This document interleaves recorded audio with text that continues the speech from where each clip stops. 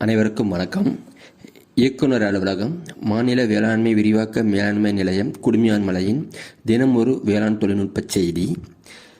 எள்ளில் குருத்து இலை பிணைக்கும் புழு தாக்குதல் அறிகுறிகள் மற்றும் மேலாண்மை முறைகள். தாக்குதலின் அறிகுறிகள்: இளம் புழு இலையை பின்னி பிணைத்து கொண்டு அதனுள்ளிருந்து இலைகளையும் இளம் குருத்துகளையும் உண்டு சேதப்படுத்தும்.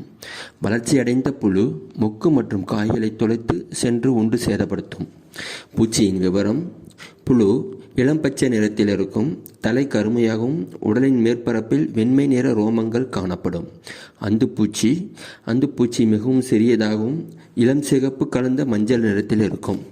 கட்டுப்படுத்தும் முறை: பூச்சி தாக்குதலிலிருந்து பாதுகாக்க காரிப் பருவத்தில், அதாவது ஜூலை முதல் வாரத்தில் முன்விதைப்பு செய்ய வேண்டும்.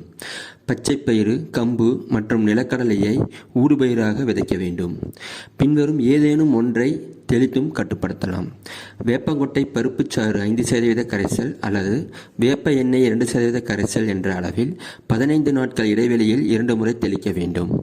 அல்லது குயினால் பாஸ் 25 EC ஏக்கருக்கு 800 மில்லி என்ற அளவில் தெளிக்க வேண்டும். அல்லது இண்டாசோகார்ப் ஏக்கருக்கு 130 மில்லி என்ற அளவில் தெளிக்க வேண்டும். அல்லது குளோரன்ட்ரனிப்ரோனோல் ஏக்கருக்கு 60 மில்லி என்ற அளவில் தெளிக்க வேண்டும். அல்லது எமாமெக்டின் பென்சோயேட் ஏக்கருக்கு 100 கிராம் என்ற அளவில் தெளித்து இப்பூச்சியினை கட்டுப்படுத்தலாம். நன்றி.